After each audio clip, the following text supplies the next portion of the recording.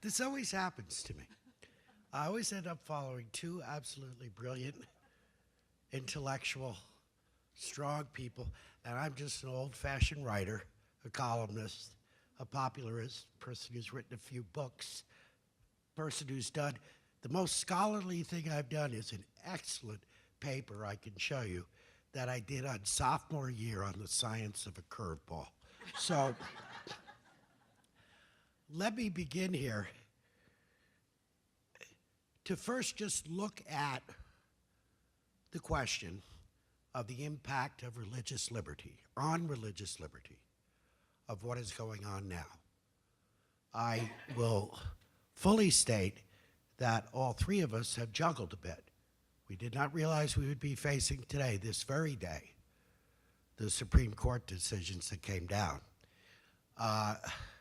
So the idea of being overly theoretical is not really there anymore. We face the real, we face the practical. What's going to be the impact on religious liberty? Not just on the specific ruling of the Supreme Court today in both these decisions. They didn't quote religious liberty, they didn't touch on the issue, but we are embedded now, well, we were certainly yesterday and certainly in the future, in what is going to be a no-holds-barred match on religious liberty and its meaning in the United States. I remember a number of years ago,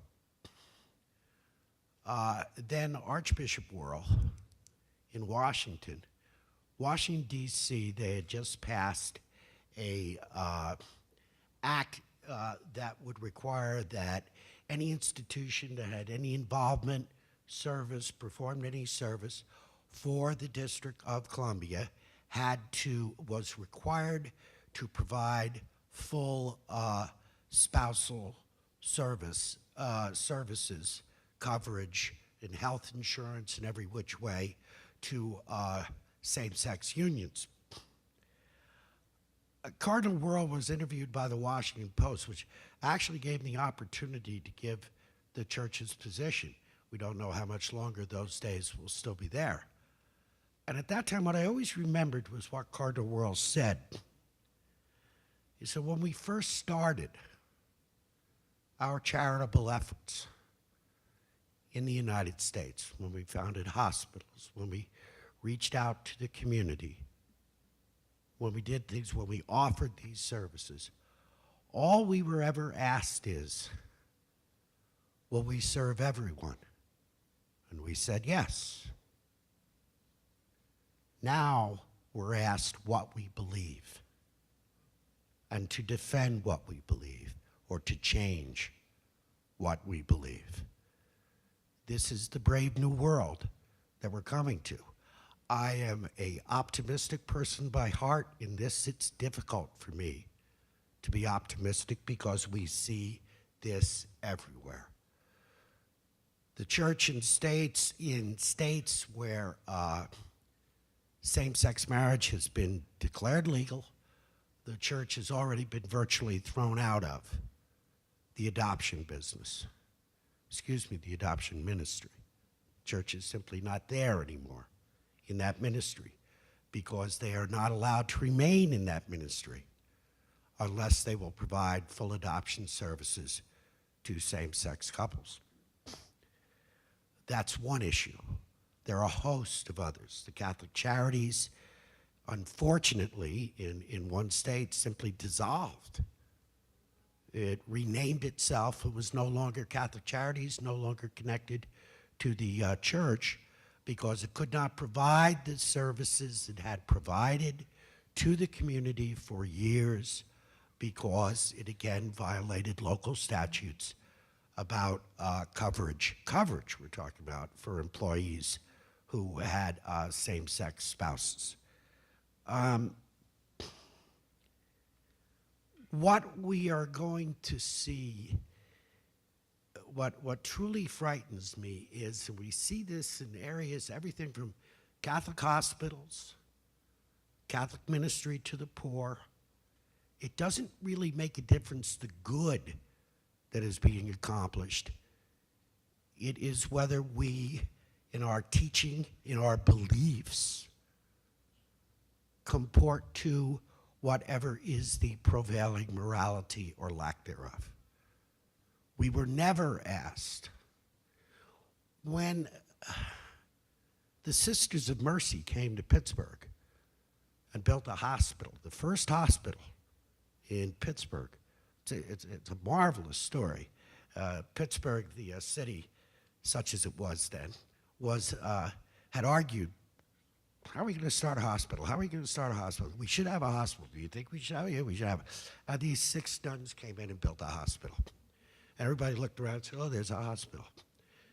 This was in a period of rampant anti-Catholicism, and certainly some of the rhetoric that appeared in journals and publications was terrible about the sisters. But the hospital was used. Nobody asked that the sisters no longer wear their habits. Nobody demanded that the sisters no longer have crucifixes on the wall. Nobody asked that the sisters abandon their faith in order to be able to serve the poor. I am not saying we will be ordered to abandon our faith. We'll just be ordered to hide it, to hide our faith. I think this is coming everywhere. The church will be asked to conduct, or required to conduct, if it wants to actively take part in ministry of service to the community. The church will be asked to conduct its affairs in line with secularized dictates. They will argue, it will be argued, we're not telling you to change your beliefs. You believe whatever you want to, just do not bring that to your ministry. Totally not understanding that we aren't Catholics who minister, we minister because we are Catholics. Our beliefs will face strong discrimination, and I think this will lead to a certain degree of open harassment. What I mean by that is simple things. Use of church property and how that property is used. If a church has a church hall that it rents out for supplementary income, that will end, because unless you're willing to rent it out for a reception for a gay marriage, it will be considered discriminatory, and you will not be allowed to do that. The church's use of public property, we already saw that with the Boy Scouts, for example. The church's ability to use public to have a parish picnic in a public park could be denied simply because what the church believes. And I certainly believe that, there's many people who believe that the tax exemption of the churches is somehow constitutional. It's not.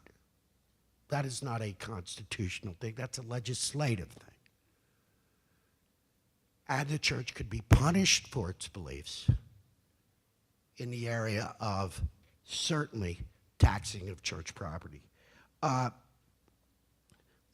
bigger issue at question, or the summation of this issue, where I see coming in the future, is there is a determined, we see it in so many ways, a determined effort to keep the church behind its own closed doors.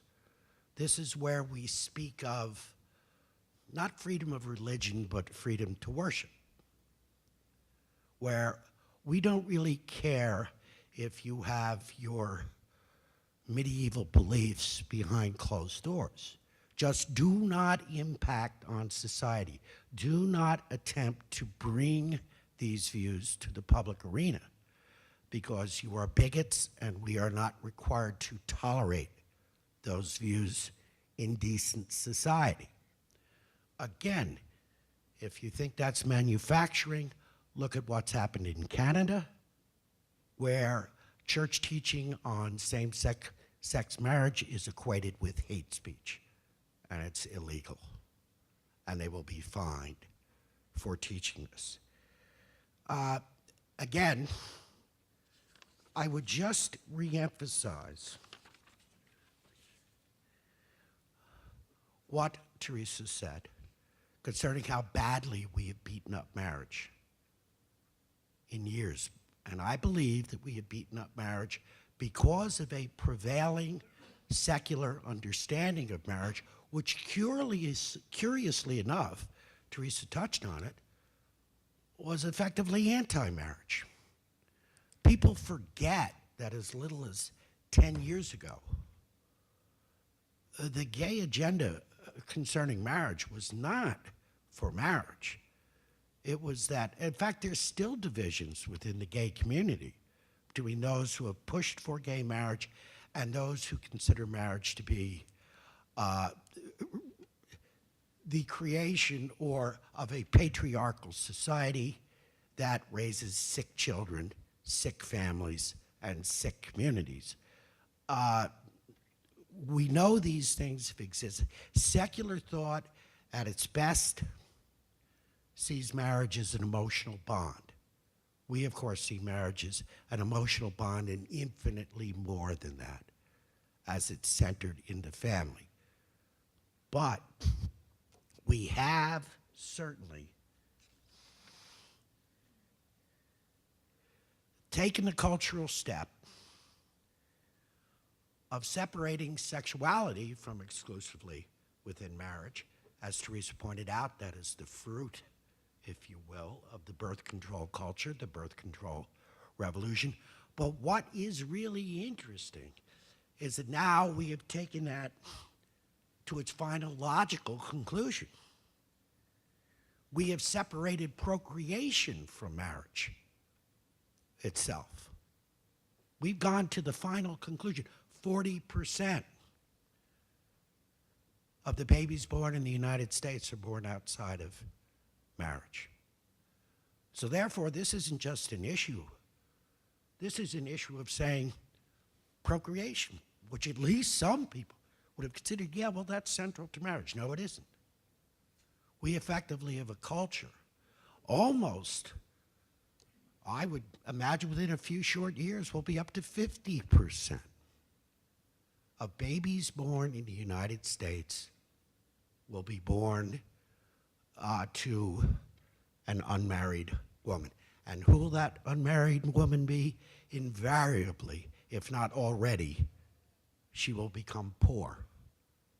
And her child will be poor. And her life will be a struggle. And her child's life will be a struggle.